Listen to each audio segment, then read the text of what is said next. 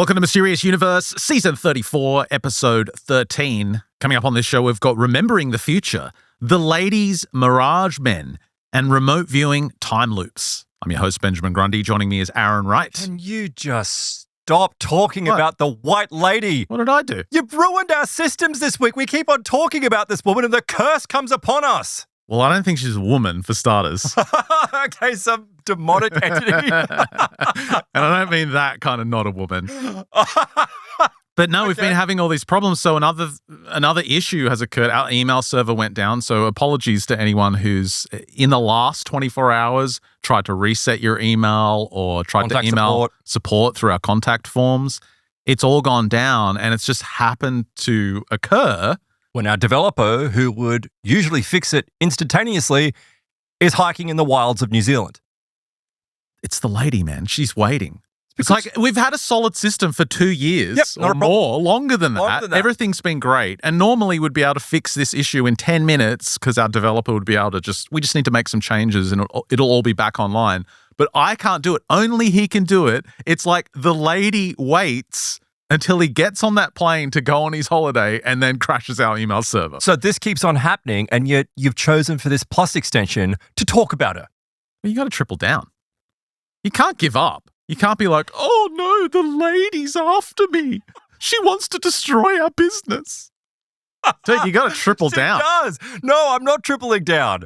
I'm not going to go all the way to completely apologizing. I'm just going to suggest that perhaps we should back off a bit. It's just a low-level, maybe very powerful demonic entity. Oh, great. In the guise of a lady. Right, so we'll just mess with that. What are we meant to do? Just roll over and take it? No, we don't take it from demons. Just get pegged demons. by the white lady? No, thank you.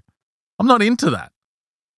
I'm going to persevere. So, yeah, before we get into the show, I just have to let you know the contact forms in our site are down. They'll be feedback down. And support are not functioning properly at the moment. No, they're working. You just can't reach us through the contact. That's what I'm saying. They're not working. They can't through get to the contact form. So you can reach us. You've just got to email us directly, support@mysteriousuniverse.org.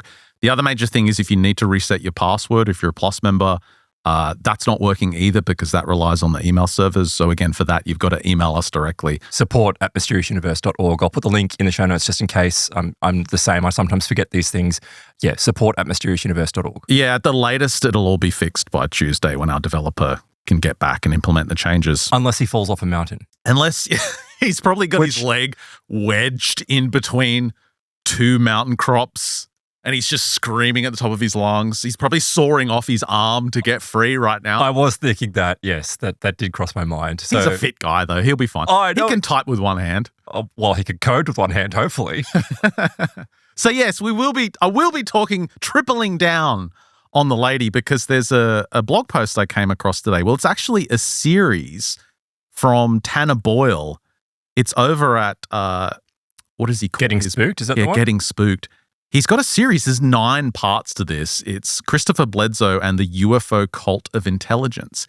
This is a different angle from what we've been talking about on the lady. We've been taking the angle that this is some kind of spiritual entity that has appeared to multiple people. It might be something ancient. We alluded to this on the last show that the lady is more like Ishtar or some kind of ancient goddess.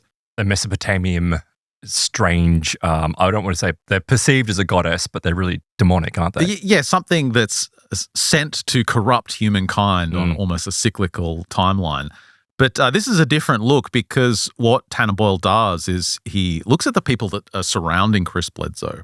And the UFO Cult of Intelligence is in reference to a book from, I believe it's the 1980s, called The CIA and the Cult of Intelligence by Victor Marchetti and John D. Marks. And it's really about this secret society. It portrays the CIA and other intelligence agencies as a sort of secret society that control vaster areas of power than the normal purview of intelligence agencies. I believe that. I mean, the problem is with any intelligence agency, you see it in defense, you see it in foreign affairs departments, those sorts of things. Wherever there's secrets, right, it generates this kind of I don't want to say community because it's not a community, but it generates this group feel of that you're the ones that are on the inside and everyone else is on the outside. And in doing so, it does create a cult-like feel. So I wouldn't be surprised if what they're describing in here is actually occurring and continues to occur. They wrote, its membership extending far beyond governmental circles reaches into the power centers of industry, commerce, finance, and labor. The cult of intelligence is a secret fraternity of the American political aristocracy. So in terms of what's going on with Chris Bledsoe and his encounters with the lady and all this weird UFO stuff, Boyle is making the argument it's akin to this CIA fraternal cult of intelligence. It's something very similar. And there are all these interesting connections. So we're going to go into this guy, Taylor, this NASA employee. What are you looking at on the screen? Oh, I was just reading where it says published with blank spaces indicating the exact location and length of 168 deletions demanded by the CIA. Yeah, we're not going to be talking about this book. It's just it's just analogous to this. Right. So, yeah, we're going to be going back into it, but from a different angle, looking at the connections. There's a suggestion that for a long time, the people that have these strange paranormal experiences, like Chris Bledsoe and others who encounter UFOs and other high strangeness, their beliefs at a certain point are coerced, controlled, and reinforced by a shadowy group of individuals connected with intelligence agencies. Sure. Yeah, that makes sense. Like it makes sense that you would go from people in the know about things which are common, I suppose, to things that become a cult. Yeah. Naturally would flow into that. They come in and kind of shape and mold the message of the experiencer to their own, to their own means, to their own desires. You mean it's kind of like, it's not MK Ultra, but it is kind of like some type of psyop. Is that what you're suggesting? It's connected with that. It's very much connected with that. So what have you got coming up? Something else that'll curse us? Probably not curse us. I came about this route actually in an odd way, but it led me down this path today into remote viewing, but not the typical remote viewing. And of course, remote viewing isn't typical in any sense, but when I say typical, I mean just the way that we talk about it. But a friend of mine has been on rather a spiritual journey over the last year or so. And she's a very dear friend of mine, and I've watched from a distance what she's been going through, right? Crystals. She's been with crystals, and of course, like she's Lemurian jade eggs. There's a lot of stuff. So some of the stories I've been telling you about, like ghost pathways. Like I was telling you the story about how there was allegedly some type of there was a woman living in Noosa, and like she had all these ghosts marching through her house. Yeah, that's right. Because it was on a ley line that was from an abandoned hospital. Yeah, and so somehow the ghosts were heading through her house. So she was kind of hanging out with them. She was going to like, not prayer circles, but like vorticey shutdown like parties where they would go together and they would try to descend. Like they would have someone who was psychic or sensitive to sense things, and then they would go and try and put energy into it to shut down these portals of where this crazy stuff. And of course, she's not obviously completely involved in that, but she has been following along. I say she's a dear friend, but I've kind of been using her as a proxy to find out what's connected with this kind of stuff. Is there any content there? Is there any stories there? Yeah. But give me your craziest experience. Well, she's very wise, right? So in what took me probably the better part of almost 2 decades to understand that there's a lot of things in here that we shouldn't be messing with and you shouldn't be involved with, she's done so in about 18 months. She's very rapidly realized. So right now she's reading the Bible and she's just like, I've got to steer clear of this stuff. Things are not, what it seems. It's always very low level. I don't want to use the word demonic, but it is like, it's possibly these sorts of things. But in doing so, to cut a long story short, once she stepped away from these circles, it's almost like the phenomena has followed her now, because she texted me and she's like, have you ever heard of big cats on the Sunshine Coast? And I'm like, yeah, of course I have. There's plenty of stories out there, particularly around Gympie. Now, Gympie is an area which is it's still on the coast, but it's significantly more inland. People seeing panthers and for decades. Abnormally large black cats. I remember being a kid and here, because I grew up in Brisbane, and I remember hearing stories about people up this way, seeing large black panthers. And when I mean large, like significantly large animals that look like the size of a Siberian tiger, and being pursued by them. A lot of the stories relate, fascinatingly enough, to when people are driving along remote highways and remote, motorways up here late at night. And of course, they're driving along and they're kind of just like the stories you get from the UK. All of a sudden, something will step out into the road and it has no urgency about it. It has no concern about the oncoming vehicle, and the vehicle has to swerve around it. And as they get close to it, they realize that that's a big black cat. Like it wants to be seen. Like it wants to be seen. And of course, people look in their rear vision mirror and like the cliche, they just vanish, literally vanish before them. A lot of the time people say they will just vanish in a blink of an eye, and they kind of have to blink a couple of times and go, did I just see what I thought I saw? But there are reports, there have been anecdotal stories of people out near Kenilworth, for example, saying that they've encountered these things, and they say they disappear in a cloud of mist. How does this tie to remote viewing? So the way that this ties to remote viewing is that she texted me and she was like, and because I responded to her and I was like telling her some of these stories, and she's like, oh, great, because I've got one on my property. And I was like, oh. She's been seeing things. Has this started since she got involved with these esoteric groups out here? Since she got involved with these esoteric groups. And she said that it started that she was in her house. I don't know exactly where she was, but she was near a window. And she heard this growl, like it was a growl that was unlike, and she knows the animals out there. And she lives on a property, so I think her particular property sits on certain lines. And I think that's possibly why this activity is taking place. It wasn't taking place previously because she hadn't been around these groups. And now she has been around these groups, even though she stepped away from them.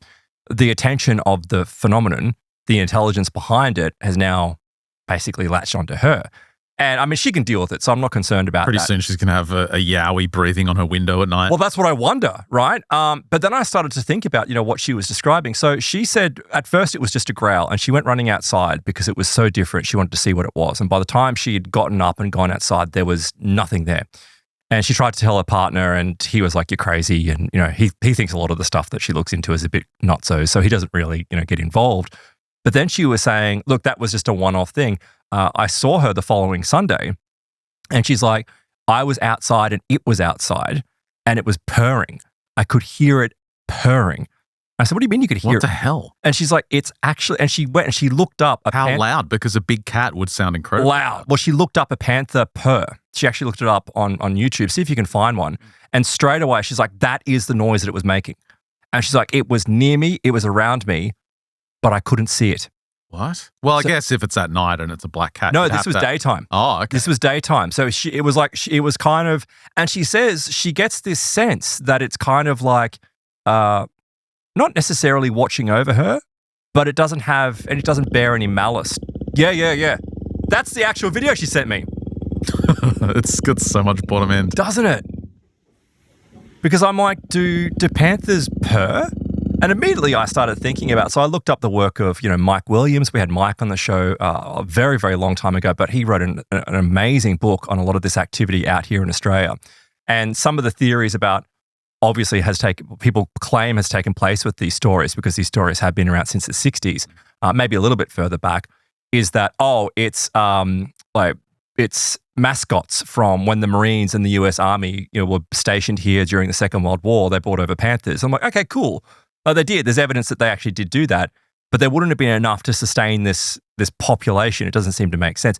And also, what my friend is describing, it fits more into the esoteric side of things that we hear with research of Merrily Harpour and others, that it's like there is an esoteric, a spiritual element to encounters with these sorts of things. And yet her partner hasn't seen anything or heard anything. He hasn't seen anything. I think he may have heard the purr at one point, but I have to talk to her. I'm going to see her again this weekend. Maybe something is going on there. But look. Do they have any chickens on the property? They do. They've got chickens. They've got farm animals. They've got a pony. They've got all those things. So she was concerned that maybe there was a big cat, prowling on their property. But they haven't had any, strange mutilations of their farm animals or anything like that. Although, interestingly enough, not too far north of Gympie, there is a farm where full-on cattle mutilations have been taking place about 2 or 3 years ago.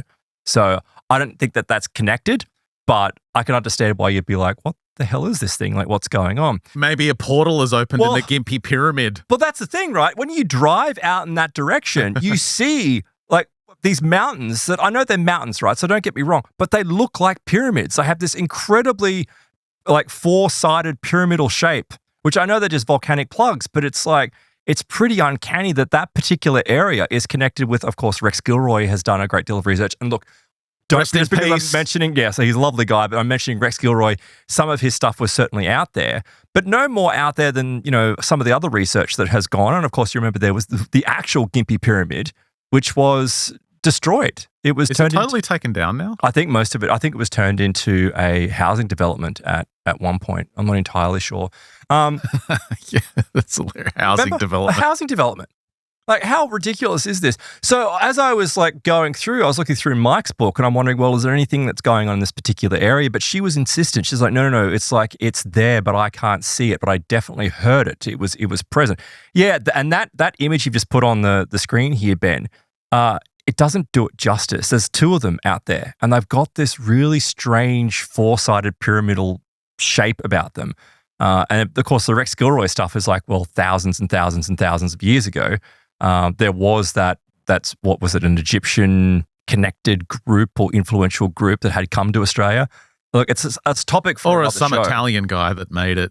I don't know that was why. That was the other argument that that some Italian guy had created it to grow wine or grow grapes upon. But yeah, I don't necessarily buy that because it's been there long before that. Have you seen the Gimpy ape? No, what's the Gimpy ape? There he is. Oh, that's cool. It's like pareidolia. It's a rock. It's a rock that looks like an ape. Yeah, and that's a lot of these things out there. Like it could be pareidolia, it could be, but there are these stories, and it's like it's from the locals. Like there's always those local rags as well, like the local newsletters and those sorts of things. There's plenty of stories in there of people claiming that they've encountered ape-like creatures in their backyards, those sorts of things. So there is a lot of history out there of strange activity. But thinking about my friends, but remote viewing. Right. So thinking about my friend's experience, I was like, what are you seeing here? Is this that because the fact that she couldn't see it, but she could sense it, I thought, is she tapping into something? Is it because she has been hanging out with these groups that it somehow altered her perceptions, her abilities to sense something that's not usually within the purview? Well, it sounds like she's been pursuing an occult path over the last 18 months. Very much so, yeah, which she's stepped back from now. But it reminded me of like stories that were described by people like Nick Redfern and Jenny Randalls. Like during 1982, 1983, there was a wave of sightings across the UK of a pterodactyl, right? This was seen in the UK in an area known as the Pennines, and Jenny Randalls wrote a book on it called Supernatural Pennines. And it relates to this encounter, right, of where it was a location known as the Devil's Punch Bowl. So once again, you've got this weird demonic name that's connected to these sorts of areas. It was September the 12th, 1982. There was a man named William Green. He came forward with this astonishing story of what he encountered at Shipley Glen Woods. So this was apparently that he'd stepped out into the wilderness and he had seen this large grey-coloured creature that was flying haphazardly over him, obviously. And he said it possessed a large set of wings. They were leathery looking wings. They weren't feathers.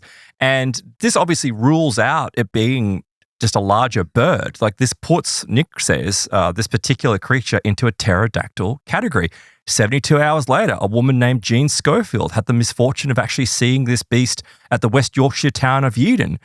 She said that this thing was heading towards Leeds Airport, thinking that there might be a mid-air collision. Of course, nothing happened because what are people seeing? They're seeing what appears to be a supernatural entity. You then had Jill O'Brien in a more recent report. So we know this story, but I want to mention this, right? Because it reminded me of what I mentioned before, of people seeing these black cats disappearing into a cloud of mist. In September of 2008, Jill was in the wilds of Alaska and she was struck with awe because she claims that she heard a rustling in the bush. She looks over, a mini mammoth raced past her and just vanished. She's following this thing and it was gone. Is it a juvenile mammoth or a full-grown mini mammoth? All she said was that it was a mini mammoth. So I'm going to go with it being a gigantic mammoth shrunk down to mini size. Apparently, this is because in the past the Earth was smaller, so everything was smaller. No, but we've got fossil records that show that that's not the case at all. I'm only joking. She said, so Nick says, when I asked Jill to explain what she meant, she said, no, okay, it was a baby animal. It suddenly was enveloped by a small black cloud which sucked into itself and then it disappeared. The entire encounter lasted barely a handful of seconds at most. So I thought, this is intriguing, right? You've got this history of these sorts of things occurring around the world. Another really great example comes from Jenny Burrows. So this was 2009, so a year after the incident in Alaska. And Jenny had been walking with her dog. It was a Labrador. The Labrador's name was Bobby. Apparently, they were just enjoying the day when all of a sudden the dog stopped and dropped to the ground. It was shaking, And she thought that maybe the dog was having a seizure. She didn't know why, because the dog hasn't had a seizure before, but the way that it was behaving, like she leans down to go and check on the dog. And she said she noticed that this dog was staring intensely to its left. And she kind of follows the gaze of this dog. And as she does so, she says she's horrified to see in the undergrowth what looked like a large cat. She said it was a mountain lion, but much, much bigger. She said this creature was certainly not a mountain lion because there was something that filled her with dread. She said there was like some stratospheric proportions of fear that were filling up her body because she noticed that this creature had 2 huge teeth that, of course, are the hallmarks of the saber-toothed tiger. She's seeing allegedly an extinct animal, a saber-toothed tiger. Full size or mini? Full size, not mini. Okay. No, full size. So because if it's mini, you don't have to worry about if it's mini, it's so cute. Who cares? It's got big teeth. Apparently, as this saber-toothed monster loomed into full view and out of the confines of the bushes and the undergrowth, she could see that its body actually seemed to be semi-transparent and that his bottom front paws were either missing or were invisible. It looked at me with a sort of surprise when he saw me watching it, and then like that, it was just gone in the blink of an eye. So these sorts of stories are out there. Now, the question is, though, are people looking at real creatures from the past? Is that what's occurring here? When they're encountering these things, when they're sensing these things, is it that people are having some sort of a time slip? Like they're either the entity is coming through time from the past into the future, they're traveling from the future into the past. It's difficult to say. Are they encountering flesh and blood creatures? Is it part of some type of breeding population that has been in that area? I highly doubt that. Well, in the stories where people claim they've had some time slip into the past, one of the first things they notice is that the atmosphere in the sky is different. And Correct. Sometimes the foliage is different as well. You know, they notice the plants have changed or just the countryside looks different. Correct. Well, the theory is here, and I was thinking about it, and it just so happened that it coincided with me going through this great reboot of a video, an interview with Laurie Williams. So this was put out by New Thinking Aloud with the wonderful Jeffrey Mishlove. Yeah, really, really amazing researcher. And he was speaking with Laurie Williams, who is a trained remote viewer. I'll link to her book in the show notes as well, where she provides like instructions on how to do remote viewing. And she trained under Lynn Buchanan, of course, who was, a famed remote viewer in this field, been connected with government agencies, has been doing work for the government long before, it had broken itself into the mainstream. It was something that was being used by governments, obviously, for military purposes, intelligence collection purposes. But she starts talking in this about time, like viewing time. And I'm thinking, she's got a book out. Yeah. Is it possible? Yeah, this is the one I'll link to, Boundless, your how-to guide to practical remote viewing.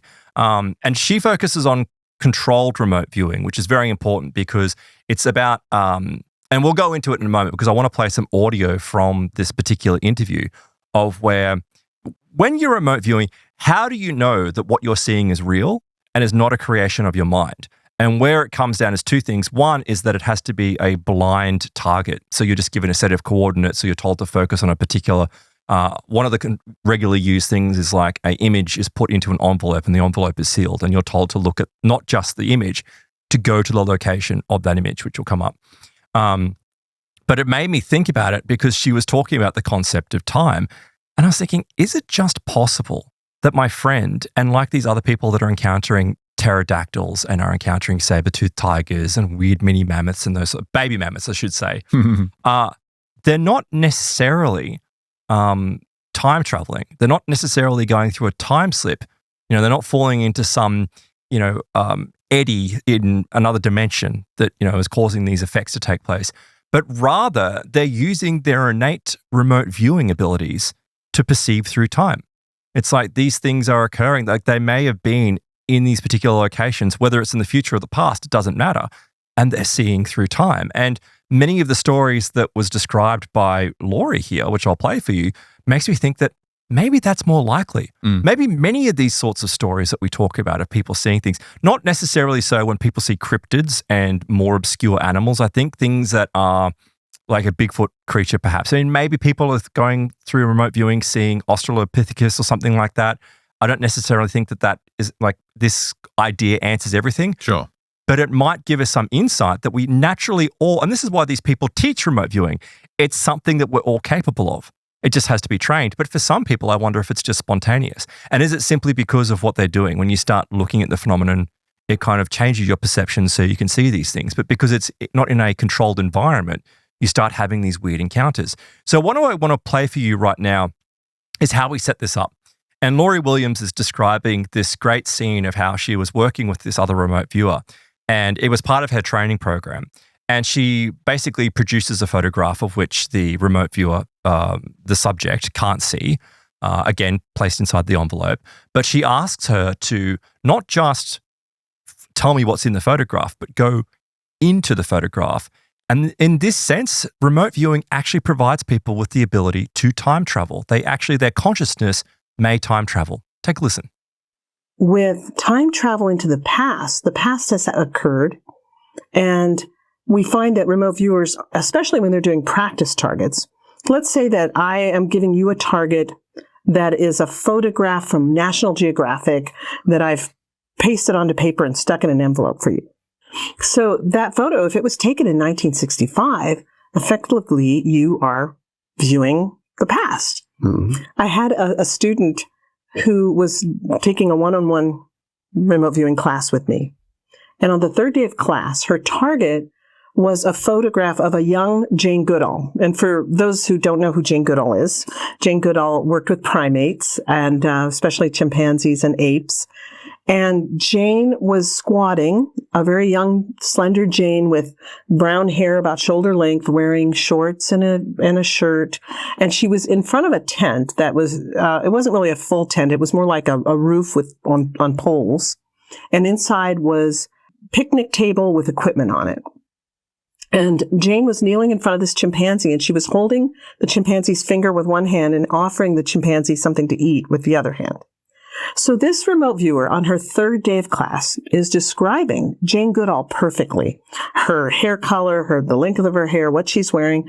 And then she says that she's holding something black and rubbery and cylindrical, which was the finger, and she's offering something to eat. And then she says, and there's a house behind her. And I said, well, move to that which you perceive as a house and describe it to me. So then she's in the tent and she says, oh, it's odd. The house has no walls. Then she said, and I'm looking at a pattern. I think it might be linoleum. And she starts drawing the pattern she sees on what she perceives to be linoleum. So once we finish the session and she's all done and I'm showing her the photograph, I'm thinking she's going to be so happy that she did so well in describing Jane and the monkey. Instead, she says, oh my gosh, I drew the pattern that's on the tablecloth on those picnic tables. And I said, well, you did. You drew it exactly. She had the pattern on the tablecloth on the picnic tables she had drawn to perfection. And then she says, I was in that tent. I was actually in the tent looking at that pattern. And I said, well, I don't want to freak you out, but you were not only in the tent looking at the pattern, but you were in the tent 50 years ago. Yeah, that's cool. Isn't that incredible, the power of remote viewing? And even in that image there, so I don't know if that's the exact image, because she was saying that both hands were being presented to the apes. I'm not entirely sure. But you can see in the very background of the image that was on the screen, and I'll link to it in the show notes so you can see it. In the very back corner of the screen, you can see a lino-like pattern on a tablecloth that was placed over the back of the table. Let me just bring it up again. I'll mute the audio. Okay. So if you look into the very back right-hand... Well, no, it's in the back right-hand corner or the middle of back right. You can see there's a table there. Yeah. So if you look into the very back corner behind whatever that appears to be, that stick there, that's the pattern. And it's like a flowery pattern, not something that's easy to be able to decipher. I see, yeah. Right? But she, in her remote viewing ability, didn't look at the photograph. She remote viewed into that event and was standing over that table looking at that pattern. And she was able to time travel in that. And so I thought, okay, this sets the scene for the ability of what remote viewing is. Remote viewing does potentially allow your consciousness to move through time. And there was a great story I was actually reading of where there was a couple that had a weird time slip encounter. And it's just the typical kind of encounter where things take place. But the wife came out of the encounter well before the husband did. So the husband claimed that he was looking at these houses that had suddenly materialized, but they'd both seen these houses materialized. It wasn't Ruffham House, which you only recently did an episode on, Ben, but it does fall into this history of these weird appearing and disappearing houses, right? And much like these anomalous animals, they will disappear in the blink of an eye, or sometimes they'll be enveloped by a mist of some kind, then will just disappear. When the wife came out of it earlier, she said she looked over at her husband, and her husband was just there with his mouth wide open, a little bit of drool coming down, and his eyes were glazed over. She's like, he was still in this space. What the hell? But he was like not there. His consciousness or something wasn't there. And I thought, is that what's occurring here?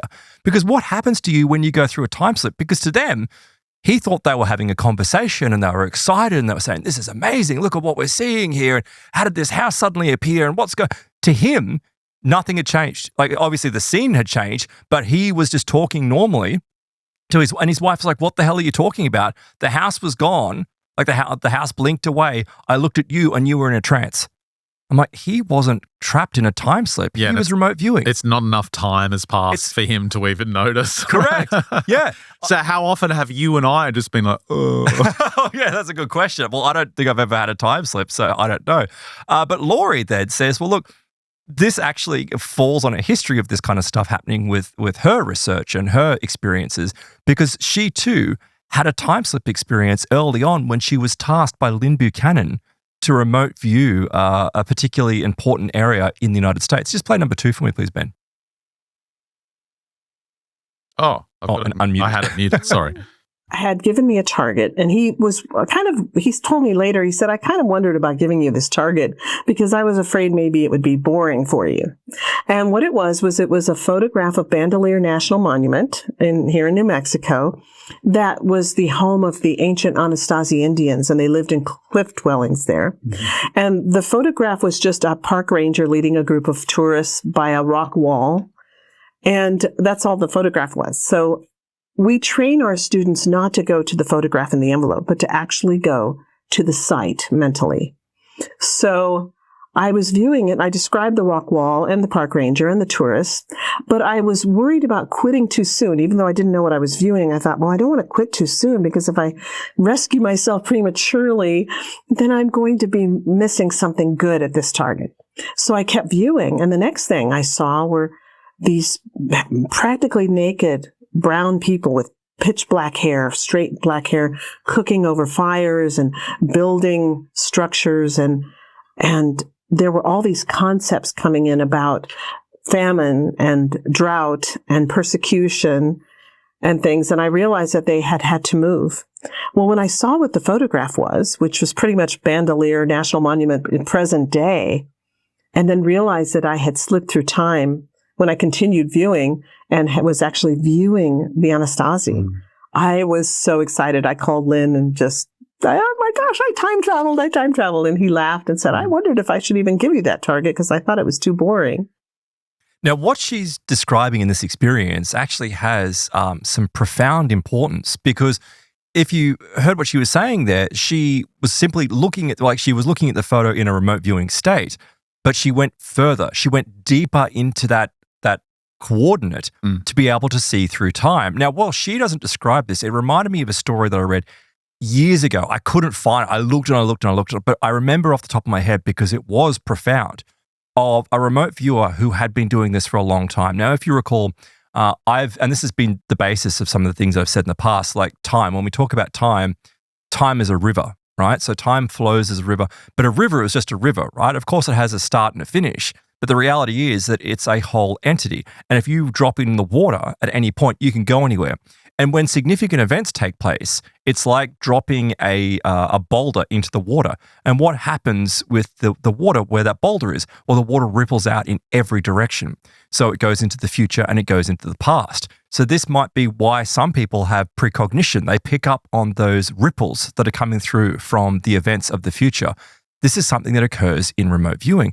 But this particular story I read related to a remote viewer who said they could, when they remote viewed, and they've been doing it for a long period of time, they got to a point that when they remote viewed, they saw the river of time, like the actual river of time. And it was this kind of It was clear, but it was a flowing body of water. And while it was huge, at the same time, they could kind of zoom in upon it, and they were at like specific. It's almost like when you edit audio, for example, like you've got this big blue bar that you can zoom right down into it. Yeah, you hear this from out-of-body experiences, near-death experiences as well, and the description of it is always different depending on the person. Yes. The idea is the same, that there's basically a layer where everything and every event is recorded. It's a memory, an infinite memory of everything that's ever happened everywhere, anywhere in the cosmos. Yep. And it's this layer of existence. Yeah. Well, but my question is, and this might be semantics, but when she was remote viewing, she's remote viewing coordinates, but is the coordinate a photograph? Yes. Right. So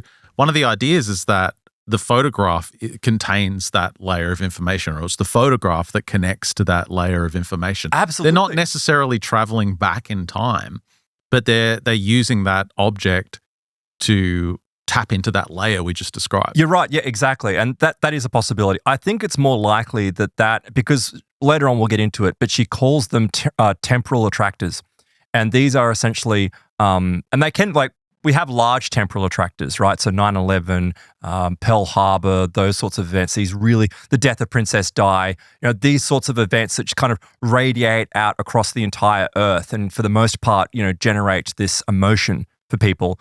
They're the really big ones, but you can have your own personal kind of ones as well. And but basically those temporal attractors, when you're remote viewing and you're looking at that river, for whatever reason, you hone in on that. Like you immediately zoom down into that particular event. And that will become apparent in some audio I'll play for you in a moment. But going back to this particular story of this remote viewer who said they would look at time, they said they noticed that there would be these shining pebbles. There would be these like crystalline, shimmering, like with that effect, that iridescent effect that were lying in the river. And what they would do is they would remote view down and they would pull up these pebbles, and when they pulled the pebble out, is there a little video on it or something? They would be plunged into the pebble, and when they were plunged into the pebble, they would find themselves in this particular space. And what was really cool about it is I'm thinking, well, this is going to be these major events, like these major temporal attractors. No, it was like when it ties in a little bit with clairvoyance, because when you are holding, like, for example, an object, they would remote view the object like psychometry, and they would dive into that, and they would see the history of the important events around that. So if, for example, there had been a domestic argument with this teapot that they were holding, that was recorded in the teapot. And then when they dropped into like seeing this menu essentially, but it was somehow, what would be the word? Not personified, but it would be materialized as these pebbles. So, and it was just dropped into this river. It's so, and there was hundreds of them, but the ones that were important, like thousands, the ones that were important would shine and you'd be able to pick them up. And I thought that's a really cool way of describing how some of these people utilize these abilities and tap into this kind of stuff. It's similar to what we've heard described about people with synesthesia, who view time as a literal thing that's laid out in front of you. Like, I remember one example was a historian. When he thinks about time, he literally sees a map. Yes. With these events placed out, and he sees it like rolled out in front of him. And if he thinks of a particular time period, the map kind of zooms forward and then he can see these events as real physical structures. I really like it because this gets picked up in popular culture, but there are people that are remote viewers, clairvoyants, people that are in these fields that say that time itself has like a personality. Time itself has a personality. Is it conscious? Is it sentient? It's like it's sentient. And if you piss it off, it's like it gets angry. Don't piss off Kronos. Way worse than the White Lady. Yeah, exactly. If you provoke it, if you prod it, if you mess with it. Yeah. And this was kind of epitomized in, what was it? Was it 11/22/63? That was it James Franco that did the JFK television show? Yes, and he also did the movie about cutting his arm off being wedged in the mountainside. Well, that's a synchronicity there, right there for you. But yeah, like he was essentially messing with time, and time was pushing back. And I'm like, well, yeah, I know that this is just simply a television show, a fictionalized show, clearly. But this is something that remote viewers and people that have dealt with this have said, no, time has moods. It's a very panpsychic view of the cosmos. Very panpsychic. Everything is controlled by an intelligence. Yes. There's an intelligence responsible for every, I guess, mechanism in the universe. Everything that humanity interacts with, there is some type of panpsychic instinct behind it. But let's go back to some of Laurie's stuff. So she was talking also about Lynn, right? And this is one of these major things about remote viewing is difficult for, it's okay really for viewing the past because you kind of can confirm things reasonably easy. But when you're remote viewing the future, you often will get results that seem so real, and so accurate, but they're shut down. And the people that, so Lynn Buchanan was working with the military and he was asked to view into the next week to get the news headlines. And he saw something which apparently didn't take place until many years later. Viewing the past can be provable. The past has happened, so you can view something in the past and have proof to back it up. Whereas viewing the future, the thing that seems to be the biggest foil to viewing the future is that when remote viewers view the future, they could say, for example, I believe it was 1988 or 1985, Lynn Buchanan was assigned in the military to view a future event. What will be the biggest headline in next week's newspaper, for example? And he viewed the planes crashing into the Twin Towers on September 11th. So, of course, back then, that hadn't happened, and it didn't happen that following week. So they said, well, sorry, Lynn, you missed the target. He drew the Twin Towers. He drew the planes crashing into them.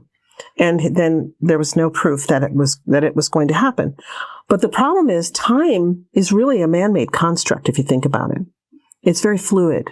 Time is very fluid, and we don't even really think that it's linear. Now we think that time is happening all at once, which would account for Ed May's hypothesis that everything is precognitive, because if time is all happening at once, even viewing the past could be viewing the future. Which is a bit of it's like... What? It makes it really difficult. And she even says that later on. She's like, I'm sure there's plenty of people listening that are going to be like, what the hell are you talking about? But it really does, it in a very reductive fashion. If you break it down, it's like time always exists. We view it from this simple, moment. That's how we live it in this linear fashion where it goes from the past to the future. Exactly. But all these events, if you think these events have always taken place, it's always happened in the past. The future will always happen. It's always there. It's just our perception of it. Our perception of that river is at that very moment of where we are across it. But for people that can perceive this, they can say, well, no, time actually exists all the time. So that's why you can have people that have these perceptions and abilities to be able to see the future and be able to see the past. So in other words, the river is already written. In a way. To a degree. So that you can't change major details. So thinking about that, right, let me just bring this up. You can probably move a few pebbles around, but that time river is already set. Exactly. But you got to remember, rivers can meander and rivers can change their course. So maybe that's what's going on. And maybe rivers can also actually be dammed and can be moved. So are there people that have these abilities that are trying to do so for their own? Are you talking about some kind of space beaver in another dimension? Maybe a temporal beaver, perhaps, it's doing that. So let me tell you this story, right? So we've got this story. I got this from a book called Future Memory. This is by PMH Atwater. And she was describing a collection of experiences of people literally remembering the future. And some things were rather... mundane things, but other were large events as well. Yeah, I did this one back in 2015. Right. There was this really great case. I'm not sure if you mentioned this one, Ben, but this really goes to highlight what you were just saying, that, these events it can't be changed. Things are supposed to happen. But this was caused by a drug-induced vision. So Kathleen 40, she's from Virginia Beach. She goes to the dentist. She had to have some root canals or something done, so they'd given her laughing gas.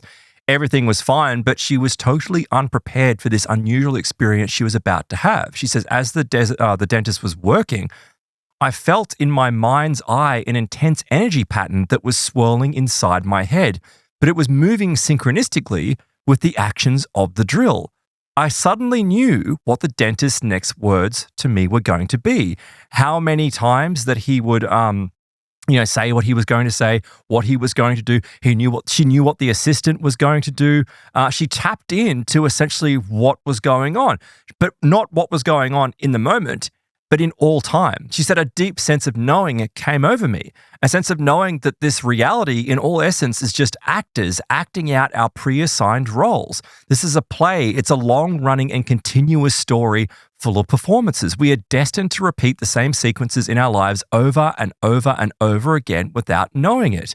And I thought this reminds me of what Anthony Peake described with the idea of the Groundhog Day life, of where we play out the same life over and over and over again. God. And he was suggesting, I know, God, why did I choose 2 decades of podcasting? But like the idea is that, yeah, you're able to, this is why you have deja vu. There's also a concept called jamais vu, which I'll go back to in a moment, which is like you get really freaked out because you go to a familiar place, but the place is no longer familiar. I'll describe that in a moment. I'm going to use that on the weekend. Are you experiencing jamais vu right now? I just had a weird case of jamais vu. Well, I'll tell you that one before I go back to the look at you it's like really you're short. retarded. There was a woman, an example of jamais vu, and I think that was mentioned in Future Memory, or maybe I pulled it from somewhere else, but it was only a short story of a woman who was having some medical treatment done, and she needed to go for a series of scans or tests. And so she had to do this over 3 days. So for 3 days, she went into the same hospital that she had worked in, that she knew. She went up to the same level every time. She went to the same reception desk to check in. And, she did this 3 days in a row. And on the 4th day, she went back to get her results and brought her husband with her. And she walks into the hospital and everything's different. And she's like, what do you mean everything? Like everything, like the construction, the way that it was painted, the configuration of the inside. It was completely, like, totally and utterly different. Like, still the same hospital on the outside, still the same location, but it's all different. And she's like, what the hell is this? She's on the wrong floor? No, exactly. But no, she's just on the ground, but she's wandering about and she clearly looks like she's lost to the point where a doctor walking past says to her, oh, can I help you? Do you need to go somewhere? She's like, oh, yeah, I need to go up to, this cancer clinic on the 3rd floor or something, but it's not there. And he's like, oh, they must have given you, because he knows nothing about it, right? He knows where the cancer clinic is. He's like, oh, they must have given you the wrong information because that place closed down 3 years ago. And she's like, what? And she did. She gets instructions to go to the new place. She goes to the new place. The same receptionist she's seen for 3 days, the receptionist remembers her. And she's like, but what, remembers her from years checking ago? In? No, from checking, like every 3 days prior, she'd checked in. And she's like, no, I've always been here. So this is jamais vu. It's like, it's a familiar place which suddenly becomes unfamiliar. So it's like, did she have a stroke? Did her memory completely? That doesn't seem to be the case. Like, what the hell is happening here? So I thought that was a jamais vu. It's a really How do you spell it? Yeah, it's like J-A, like deja. It's like, I don't know. It's like the same, but it's J-A, vu.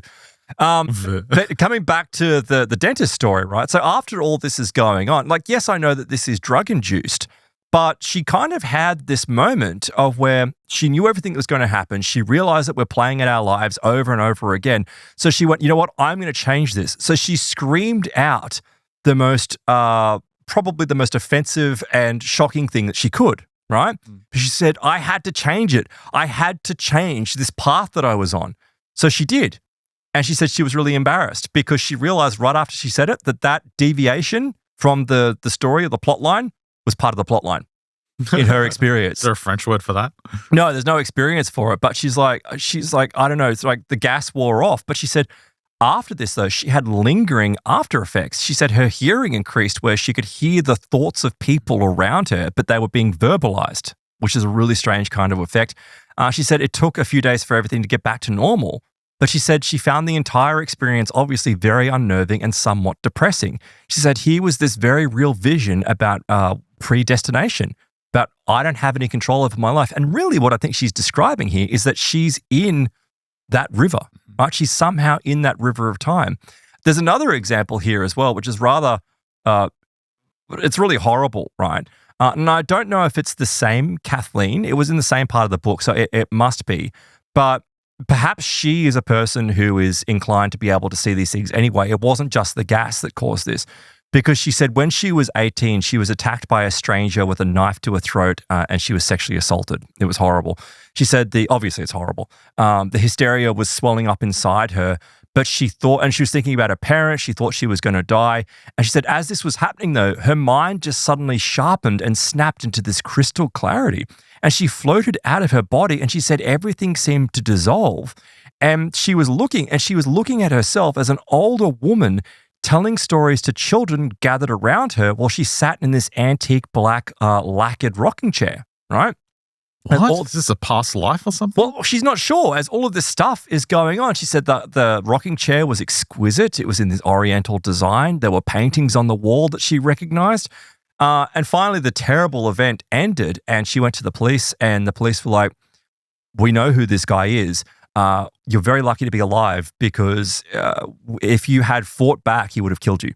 Ugh. Because that's what he's done with every other one that's fought back. He kills them. So she said that, she 5 years later, she got over this to as much as anyone can get over something like that. And she moved on with her life and she met this lovely man. She married him and she moves into this house that he already owned. And she walks in and sitting there in the corner of this house is this antique black lacquered rocking chair that was exquisitely carved. Wow. Is it the same room as well? It's the same room. She looks around. She can see the tapestries and the paintings on the wall, everything she saw in this event. She's like, well, what was with the children? Well, it just so happens that afterwards, after all of the stuff that took place in her life and this memory, she started writing children's books. Oh, wow. That's what her story, that's what she ended up doing later in her life. So somehow this highly traumatic and awful event kicked her out of her body, but allowed her to see the river. It's like the story I covered a couple of years ago of the guy in England who moved into a new house, got his favorite car, and then he was going through his old drawings he had done as a 4-year-old or 5-year-old because his mother had kept them.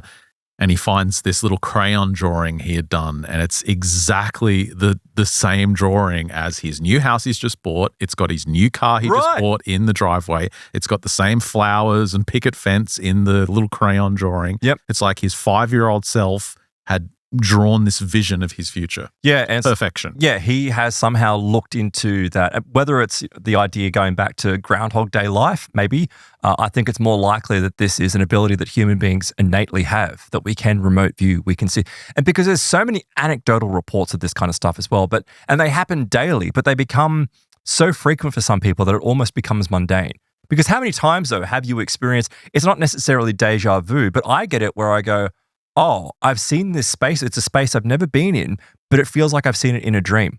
Like I'm like, oh, I actually have. Like I recall having this dream of being in this space. Like I knew that I was going to be here. Do you get those experiences? No, I was actually just, while you were telling me that, I was thinking about an argument I had with our web developer. But it was specifically on this issue because he always likes to badger me with his philosophical, meanderings. And we go back and forth while he's trying to fix stuff for us. And one of the things he mentioned last week was, we were talking about fate, and he always gets annoyed when I bring this up. I always talk about fate and how you have this certain destiny in your life and you can change some small things, but ultimately what we become in this world is in a way preset. And he gets really annoyed when I say this. He calls me I can't remember what he called, environmental determinist idiot or something like that. But I don't like the idea either. I don't think it's a really thrilling idea that we have this destined path in our life and no matter what we do, we're going to meet it. But it seems as though that's what plays out in these kinds of experiences, whether we like it or not. We have a destiny. We have a path that has been set for us in this life. So then you got to question, well, what can we change? Well, in the end, it's not much. What you can really change is how you react to your destiny, how you treat your destiny, whether you actually walk your path upright in your destiny.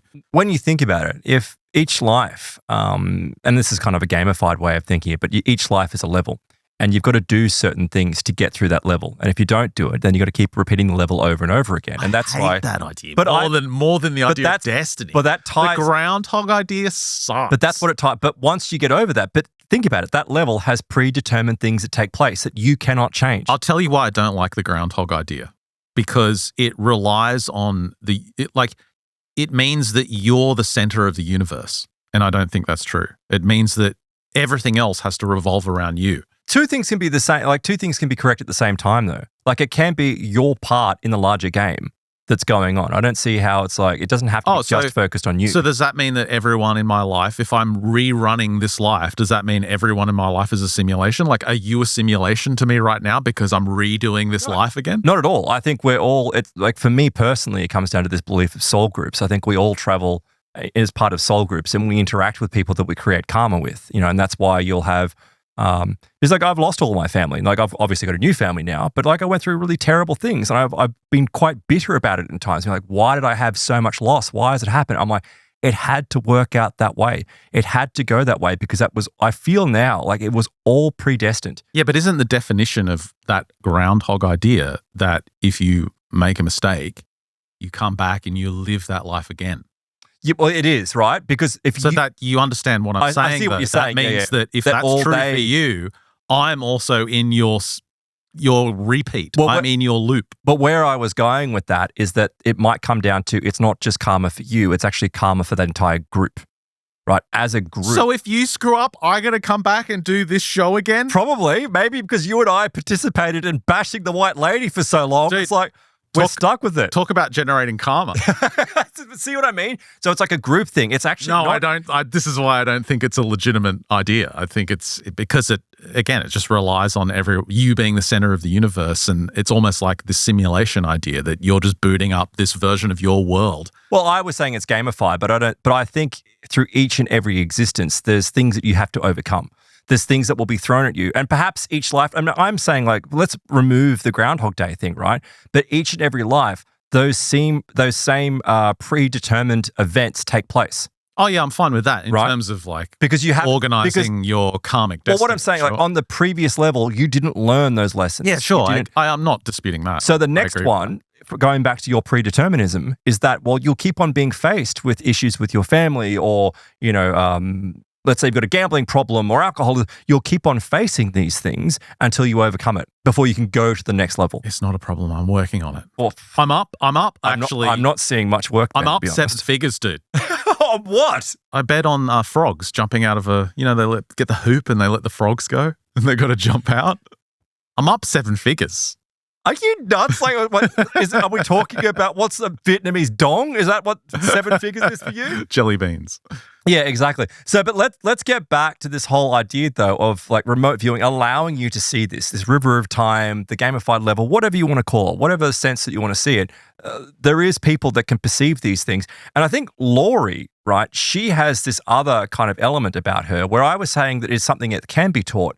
But there also has to be an element in it that comes through from perhaps a predisposition to it.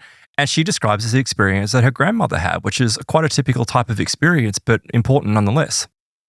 And there have been documented cases of amazing time slips. My ex-mother-in-law told me that when she was a little girl, she's a Hawaiian woman. Her name was Kapika Uwahinui.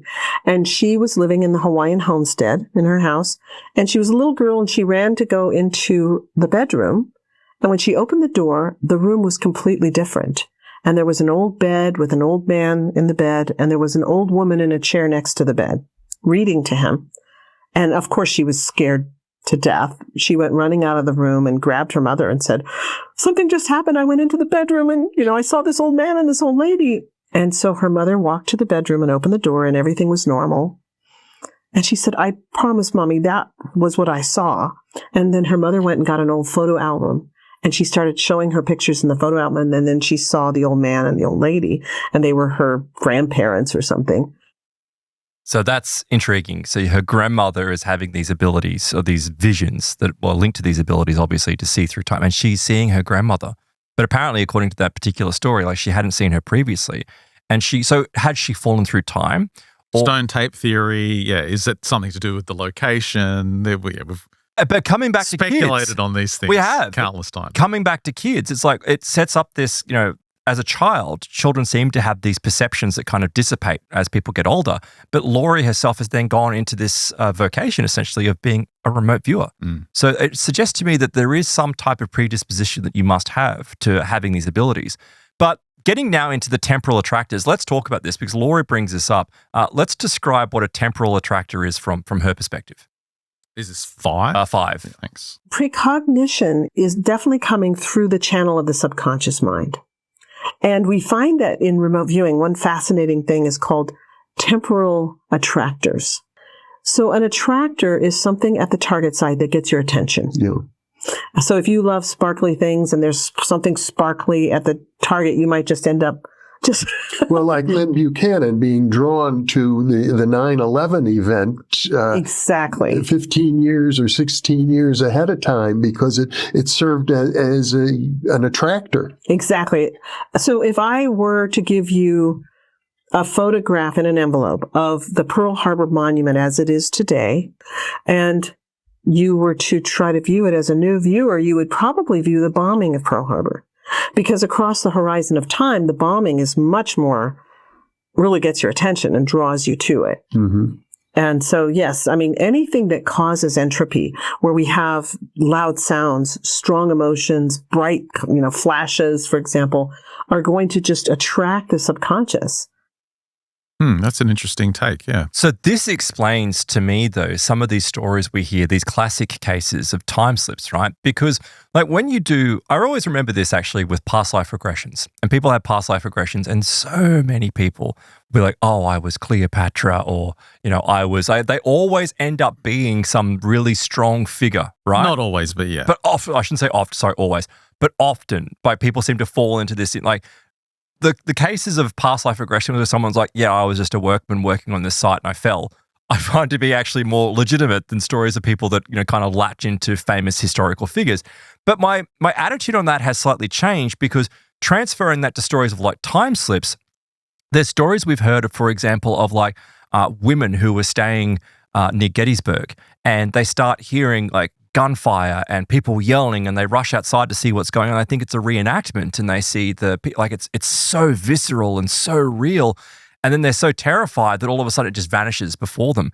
It's like, why are they not seeing a field? Why are they not, like, they're having a time slip? Why are they not seeing like a beautiful sunny day? Because what's happened is that particular event, much like the stone tape effect, was so powerful that it has created itself as a temporal attractor. And that's why people have these experiences. Another example is the Battle of Hopton Heath.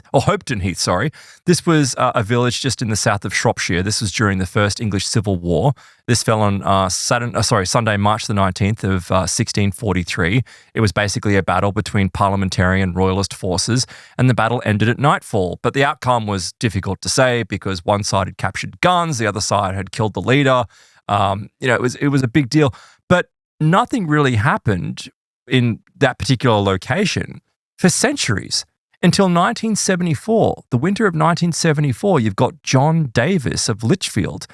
He was a house painter at the time. He was just driving near Hopton Heath when he began to feel unwell. And this is something that people that have time slips describe. Jenny Randall's, highlights the idea of the Oz factor where all the sounds disappear. But there's also this sickness that also people experience, like a dizziness. And this one, he said he felt a tightness in his chest, a lightheadedness, almost like an anxiety, but also a heat that was in his body. It was in his left ear.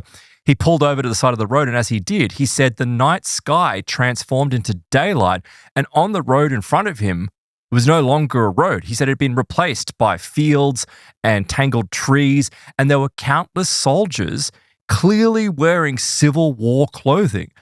He said that no one, like he was surrounded by them, but none of them seemed to be able to notice him or the car. He said he felt practically frozen on the spot. He couldn't have run if he wanted to, he said. Apparently, a few seconds later, the entire scene just vanished. He found himself back on the edge of a road with his car squished up against a large row of hedge. Now, what had happened? Had he just had like a panic attack, a little funny turn or something, and he'd run off the road and not realize? But it is, strange that in that particular location, there was that significant battle, that huge battle, and he had that vision. So are we suggesting that those kinds of events can help alter people's consciousness so they can view these things? Pretty much. Yeah. It's like there's such an intensity to them that for whatever reason, people might be in a certain state. And again, they're on a roadway. So he's driving along a roadway. Maybe he's got that highway hypnosis that we described. It's a slightly altered state, even though it's not fully altered state, but you're in a slightly altered kind of ability to perceive things. And he just happened to stumble within the range of one of these temporal attractors, which allowed him to view it for a certain period of time before it vanished. So I thought that this, again, it's in a way, it's remote viewing. Like you are remote it's all viewing. The same ability, really. Yeah, exactly. Now, one thing that came up though was this really great example with Lynn Buchanan, where like quantum physics and these more advanced sciences that we have today are beginning to suggest to us that Even outside of the esoteric and the spiritual and the new age approach to what we talk about with time, science is starting to go, maybe there's something a little bit different about time. And we've got scientific experiments that actually do demonstrate now that the future can alter the past. Like there was like readings, like I think it was if a particle was perceived as a wave or detected, as a wave or a particle, could be altered by the way that you perceived it in the future. Like crazy abstract stuff like that. Well, remote viewing, this has been witnessed many, many, many times. And this is great experience that happened to one of Lynn Buchanan's students. I'll let Laurie explain what happened. So when I first was introduced to time loops, I was attending my very first day of basic class with Lynn Buchanan in San Antonio, Texas. And there were a number of people in the class. And Lynn said, okay, who wants to take a guess at what's in this envelope? And this man raised his hand and he said, I think there are flowers and trees and mountains and, blue sky. And Lynn said, okay, open the envelope. And the guy opens the envelope and pulls out a picture which had been glued onto a piece of paper from a magazine. And it was a photograph of the inside of a factory. It was just machinery, right? 100% man-made. And so I don't remember what point Lynn was making, but he just went on and started teaching. Mm-hmm. And he was writing on the whiteboard. And then he turned around and he looked at this man, and the man was holding this piece of paper up to the light. And Lynn said, what are you doing? And the guy said, well, I'm trying to see what's glued on the other side of the picture, that's on the glued side of the paper. And Lynn said, what's there? And the guy said, mountains and trees and flowers and blue sky. Everything I said. Yeah. And Lynn said, well, you just ruined your session, buddy. And everybody went, well, wait a minute. What? How could he have ruined his session? His session happened 20 minutes ago. How did he ruin that? And Lynn said, well, let me give you an example. So on the whiteboard, he puts an X and he says, this is the moment where the guy made his guess and guessed the mountains and the trees and the flowers. And then if you move through time linearly, here's the moment in which he was shown the factory feedback. And then 20 minutes later, here's the moment where he cheated and he looked at it, holding it up to the light. So what happened was he essentially gave himself two pieces of feedback because he looked at both sides of the paper. So that's two different feedbacks. Yeah. So his subconscious mind could effectively move forward in time to the one it liked the best and feed that information back. And it all happens in a split second. Mm-hmm. So he instantly guessed the flowers and the trees instead of the factory. So the time loop is the idea that we can affect our own past. That is right. Do you see how it's like it induces a headache? Because it's retrocausal. It's retrocausal. So he wasn't necessarily, what's really strange, it's not even like he was remote viewing the image. He was remote viewing his getting caught out at looking at the image later, but that went into the past and changed. It's like if you when you meet your wife, for example, the first day you met your wife, you felt a connection. Yeah. And that's not because of any kind of love in the air or anything. It's pure retrocausality because you're responding from being married to them 20 years in the future. Yeah, I think there's something to that. And I don't just get that with people like that you marry. Like I've heard stories of people just like good friends. Like people meet friends that somehow they kind of they click really well. They know things about each other without actually like they know personality traits. And people go, oh, well, this is like some type of past life together. But I'm like, well, maybe it's not. Maybe it is some type of weird retrocausal effect. Like you've hung out with someone for 20 years, like your example, and you know the personality traits. You know the way that people are, and you just feel naturally that they're someone that you want to hang around. I don't know. I think that kind of answers some things. But then it becomes even more crazy, right? So as I said at the start of the show, one of the issues, and I'll finish up on this particular one, one of the issues with remote viewing is, and you get this, I mentioned, I'm not bashing past life regressions, but you get this as well with past life regressions, is that for people that don't go and see, famous figures in the past, they suddenly become a pink dolphin on some water moon somewhere, right? Like, how can you verify? You can't verify that. There's no way you can verify that. There's no way that you can, provide any validity to what you're seeing. And you go, well, how do we not know that this is something being generated by the mind? Because you're pushing so hard to get something out of it that's what's being created. So this happens in remote viewing. It happens that you're given a set of coordinates, but you start coming up with the most bizarre of reactions and drawings and impressions and feelings. And you go, well, there's no way to validate that. Well, where you validate that is that you, again, use a blind target, but that blind target is applied to other people that are also remote viewers. A group session. A group set, but where they're not connected to each other, so they can't, talk amongst each other to be able to get their story straight. You look at it independently and you can see the similarities in the story. Well, Laurie has one of these experiences where she finds herself remote viewing Mars. Is this number 6? Number 7, please. I've been tasked, for example, with the dark side of the moon 3 times over 20 years. And each time I saw the same thing, even though I was completely blind to the target. So I have a number of students who have reached, very professional levels in their viewing. And I find that it's fascinating to me how they are able to look at a target and get amazing information, that just is quite extraordinary.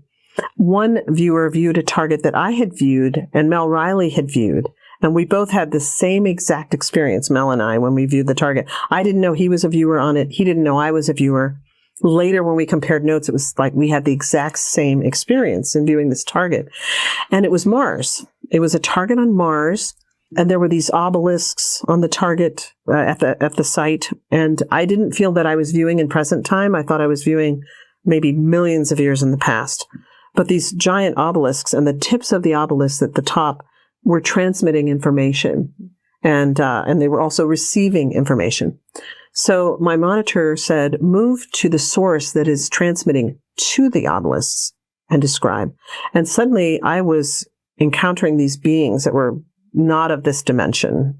They were definitely other dimensional beings, and they were an amazing turquoise color, and they were kind of amorphous. Well, in comparing notes, Mel had the exact same experience. So I thought it would be interesting to task some very professional level viewers with the same target. And all of them had the same experience, encountering these blue beings. So 5 viewers experienced it, but one viewer in particular who's extremely good. I asked her to go to the source of when the obelisks began, before they were built, and to tell me how they were constructed. And she said they grew like crystals. You can grow them. And that was like not an answer I was expecting at all. So afterwards we joked and we were like, you can't make this stuff up. It's just, we don't have any way to verify it. It's just interesting that 7 viewers in total, all of a professional level, all encountered the obelisks, all had the same experience with these blue amorphous looking beings. Isn't that strange? Because one of the arguments that I was reading, because I've heard similar stories to this in remote viewing. Joe McMoneagle. Right, yeah, is that, well, when perceiving this kind of stuff and seeing these alien beings, and, you talk about things like Ingo Swann, seeing naked men mining on the moon, that kind of stuff. The question, but you've got validation, right? You've got other people seeing it. Are they actually remote viewing a real location, a real event, or are they remote viewing someone's mind? Like, are they using telepathy, essentially? Where this kind of sits a little bit differently in this particular case is that she was validated with just one person first and then gave it to professional remote viewers afterwards to see what they would pick up on. And all of them picked up on the same thing. Now, look, I'm not saying that that's exactly what took place, but you can hear there she's looking through time, and the remote viewing seems to have practical applications in other scenarios. So is it just possible that that was a valid remote viewing experience? I think there might be some validity to it because these other teams of remote viewers have seen similar things on Mars, supposedly. Many times. We'll link to the Joe McMoneagle one in the show notes. We've spoken about that plenty of times before. But you've got to factor in, like you were mentioning, the different dimensions of viewing. So in the distant past, but also you've got to think of other dimensions beyond our physical existence. That's true. Yeah. So if you send someone to Mars, are they seeing our physical dimension, or is it some other dimension of existence? Is it some 4th, 5th, 6th, 7th density, whatever they like to call it? Yeah. But it's not necessarily.